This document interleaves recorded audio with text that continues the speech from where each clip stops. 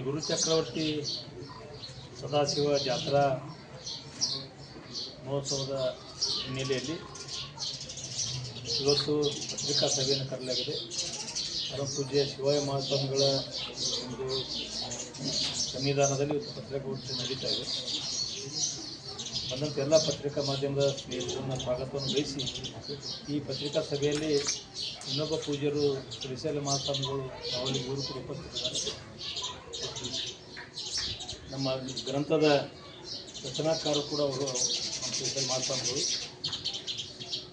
ತಾರೀಕು 29ರಿಂದ 2ನೇ ತಾರೀಕುವರೆಗೆ ಜಾತ್ರೆ ಈ ವರ್ಷನೂ ಕೂಡ ವಿವಿಧ ಕಾರ್ಯಕ್ರಮ ಒಳಗೊಂಡು ನೆರವೇರ್ತಾ ಇದೆ.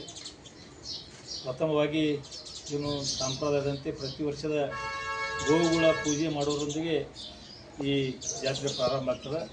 ಕೃಷಿ ಮೇಳ ಹೇಳ್ಕೊಂಡು ಮತ್ತು ವಿಶೇಷವಾಗಿ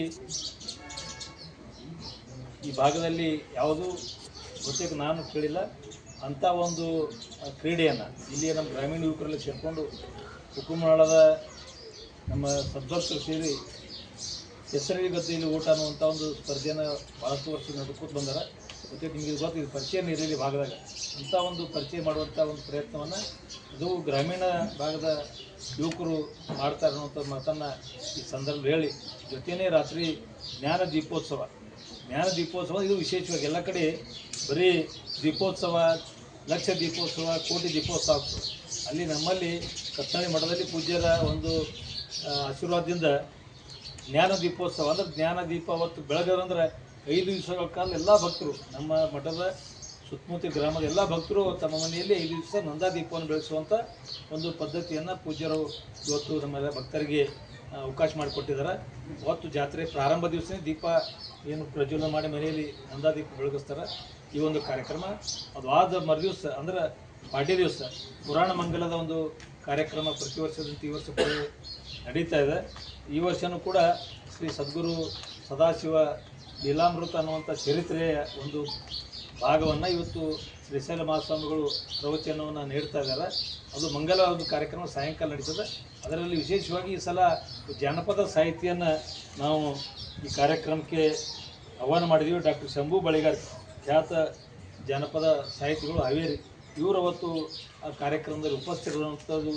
ಈ ಸಂದರ್ಭದಲ್ಲಿ ಜೊತೆಯೇ ಸಿದ್ದಾಪುರ ಸರ್ ಅವರು, ಬೇರೆ ಬೇರೆ ಮಹಾಸ್ವಾಮಿಗಳೆಲ್ಲ ಕೂಡ ಆ ಕಾರ್ಯಕ್ರಮದಲ್ಲಿ ಉಪಸ್ಥಿತಿರ್ತಾರೆ. ಅದರ ಜೊತೆಯೇ ಅದು ಆದ ಮರುದಿವಸ ರಥೋತ್ಸವ. ವಿಶೇಷವಾಗಿ ಈ ಒಂದು ನಮ್ಮ ಉತ್ತರ ಕರ್ನಾಟಕ ಬೇರೆ ಬೇರೆ ಕಡೆ ಎಲ್ಲ ನೋಡಿದಾಗ ರಥೋತ್ಸವ ಬೆಳಗಿನ ಒಂದು ಸಂದರ್ಭದಲ್ಲಿ ನಡೆಯುವಂಥದ್ದು, ಮಧ್ಯಾಹ್ನ ನಡೀತಿರ್ತಾವೆ, ಸಾಯಂಕಾಲ ಅದು ಮಹಾರಾಷ್ಟ್ರದವರು ಅಲ್ಲೇ ಹೋಗಿ ಎಲ್ಲ ಇದನ್ನು ಮಾಡಿಕೊಂಡು ಬಾಬಾಗವರು ಮೊದಲು ಮಾಲಕರು ಅವರೆಲ್ಲ ಆ ಸಂಗ್ರಹ ಮಾಡ್ಕೊಂಡು ಬಂದಿದ್ರಲ್ಲ, ಅವುಗಳನ್ನು ಅಪ್ಪ ಅವ್ರಿಗೆ ತೋರಿಸಿ ಮಾಡಿ ಅವನ್ನೆಲ್ಲ ಹೊಂದಿ ಆ ಫೋಟೋಗಳನ್ನು ಹಾಕಿ ಅದನ್ನು ಹೋದ ವರ್ಷದ ಪ್ರಿಂಟ್ ಆಯಿತು.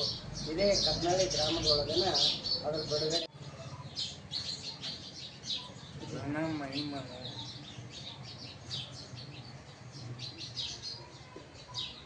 ನೆರೆನೆಂದಿ ಬಂದ ಭಕ್ತರನ್ನು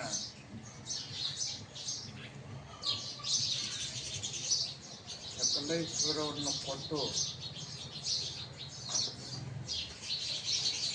ಅವರ ಪಾಪವನ್ನು ನಿವಾರಿಸಿ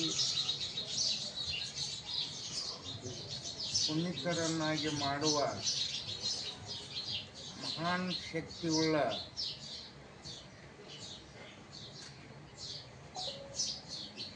ಈ ಕಟಕನಹಳ್ಳಿ ಗ್ರಾಮದಲ್ಲಿ ನೆಲೆಸಿರತಕ್ಕಂಥ ಶ್ರೀ ಗುರು ಚಕ್ರವರ್ತಿ ಸದಾಶಿವ ಶಿವಯೋಗಿ ಸಿದ್ದರಾಮೇಶ್ವರರಲ್ಲಿ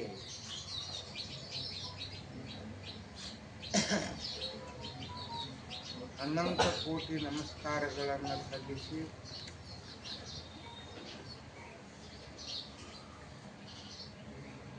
ಈ ಸುಕ್ಷೇತ್ರದ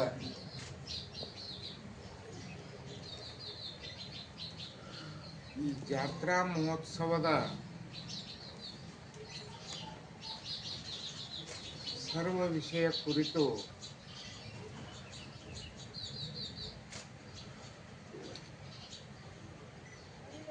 ಇಲ್ಲಿಯವರೆಗೆ ಮತ್ತು ಈ ಬೊಗಳಾದಿ ಈ ಕಟಕನಹಳ್ಳಿ ಈ ಕ್ಷೇತ್ರದ ಬೊಗಳಾದಿಯ ಮೂಲ ಚರಿತ್ರೆ ಇದಕ್ಕೊಂದು ಇತಿಹಾಸ ಇದ್ದಿದ್ದಿಲ್ಲ.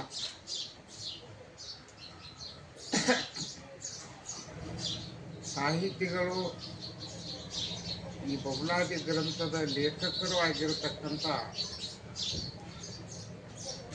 ಪುರಾಣ ಪ್ರವಚನ ಪಂಡಿತರು ಆಗಿರತಕ್ಕಂಥ ಶ್ರೀಶೈಲಯ್ಯ ಮಹಾಸ್ವಾಮಿಗಳಿಗೂ ವಂದನೆಗಳನ್ನು ಸಲ್ಲಿಸಿ ಈ ಸುಕ್ಷೇತ್ರದ ಈ ಜಾತ್ರಾ ಮಹೋತ್ಸವದ ಎಲ್ಲ ಭಕ್ತರನ್ನು ಕೂಡಿಸಿಕೊಂಡು ಅವರಿವರೆನ್ನದೇ ಆ ಭಕ್ತರನ್ನೆಲ್ಲ ಮುಂದು ಮಾಡಿ ತಾವು ಹಿಂಬಾಲಕರಾಗಿ ಈ ಮಠದ ಸೇವೆಯನ್ನು ಮಾಡುವಂಥ ಬಿಜಾಪುರ ನಗರದ ಮಾಜಿ ಶಾಸಕರು ಹಾಗೂ ಮಾಜಿ ಸಚಿವರು ಆಗಿರತಕ್ಕಂಥ ಅಪ್ಪಾಸಾಹೇಬ್ ಪಟ್ಟಣಶೆಟ್ಟಿ ಅವರಿಗೂ ಈ ಎಲ್ಲ ಪತ್ರಿಕಾ ಸರ್ವ ಮಾಧ್ಯಮದವರಿಗೂ ಶರಣು ಶರಣಾರ್ಥಿಗಳನ್ನು ಹೇಳುತ್ತಾ ಇಲ್ಲಿ ನಡೆದಿರತಕ್ಕಂಥ ಸರ್ವ ಭಕ್ತರಿಗೂ ಶರಣುಗಳನ್ನು ಹೇಳಿ ಇಲ್ಲಿವರೆಗೆ ಅಪ್ಪಾಸಾಹೇಬ್ ಪಟ್ಟಣಶೆಟ್ಟಿಯವರು ಇಡೀ ಜಾತ್ರೆ ವಿವರವನ್ನು ತಮಗೆಲ್ಲ ತಿಳಿಸ್ಯಾರ. ಈಗಾಗಲೇ ಈ ಹೋದ ಹುಣ್ಣಿಮೆ ಹಿಡಿದುಕೊಂಡು ಮುಂಜಾನೆ ಯಜ್ಞ ಹೋಮ ಪೂಜೆ ನಡೀತದೆ. ಅದಕ್ಕೆಲ್ಲರೂ ತಮ್ಮ ತಮ್ಮ ಭಕ್ತಿಯನ್ನು ಸೇವೆಯನ್ನು ಸಲ್ಲಿಸಿ ಆ ಪೂಜೆಯಲ್ಲಿ ಪಾಲ್ಗೊಳ್ಳುವ ಸತಿಪತಿಯರು ಬಂದು ಪೂಜಾದಲ್ಲಿ ಒಂದು ಮೂರುವರೆ ತಾಸು ನಿರತರಾಗಿ ಏಕಾಂತದಿಂದ ಎಲ್ಲರೂ ಪೂಜೆ ಶಿವನ ಪ್ರೀತಿಗೆ ಪಾತ್ರರಾಗಿ ಇಹದಲ್ಲಿ ಸೌಖ್ಯ ಪರದಲ್ಲಿ ಮೋಕ್ಷ ಪಡೆಯುವಂಥವರಾಗಬೇಕು. ಅಂಥ ಶಕ್ತಿ, ಅಂಥ ಭಕ್ತಿ, ಅಂಥ ಯುಕ್ತಿ, ಅಂಥ ನಿಜನಿಷ್ಠೆಯನ್ನು ಆ ಸದಾಶಿವ ಶಿವಯೋಗಿ ಸಿದ್ದರಾಮಯ್ಯ ಶ್ರೀ ಗುರು ಚಕ್ರವರ್ತಿ ದುರ್ದು ಯಾರಾದರೂ ಬೇಕಪ್ಪ ಅಂತಂದ್ರೆ ಈ ಸದಾಶಿವ ಶಿವಯೋಗಿ ಸಿದ್ದರಾಮೇಶ್ವರಿಗೆ ಅರ್ಥ ಮತ್ತಾರಿಗಿಲ್ಲ. ಇಂಥ ಪುಣ್ಯ ಪುರುಷರ ನಾವು ಆಶೀರ್ವಾದ ಪಡೆದುಕೊಂಡು ಉದ್ಧಾರ ಆಗ್ಬೇಕಂತ ಹೇಳಿ ಈ 4 ಮಾತುಗಳಿಗೆ ನಿರ್ದೇಶನದಂತೆ ವಿಶೇಷವಾದಂಥ ಪ್ರಸಾದ ವ್ಯವಸ್ಥೆಯನ್ನು ಬಹುತೇಕ ಬಿಜಾಪುರ ಜಿಲ್ಲೆಯಲ್ಲಿ ಯಾವುದೇ ಕ್ಷೇತ್ರದಲ್ಲಿ ಆಗಲಾರದಂಥ ಪ್ರಸಾದ ಒಂದು ವ್ಯವಸ್ಥೆಯನ್ನು ಪಂಕ್ತಿ ದಿನ ಅಂದರೆ ಪಂಕ್ತಿ ಸಾಮೂಹಿಕ ಲಗ್ನ ಸಾಕು. ಈಗ ನಿನ್ನೆ ನಾವು ಒಂದು ವಾರಿಂದ ಮೀಟಿಂಗ್ ಮಾಡಿ ಈ ಸಲ ಏನು ಮಾಡ್ತೀರಿ ಅಂತ ಕೇಳಿದ್ರು. ಏನು ಮಾಡ್ಬೇಕಂದ್ರೆ ಎಲ್ಲ ಐಟಮ್ ಮುಗಿದ್ಬಿಟ್ಟಾವ.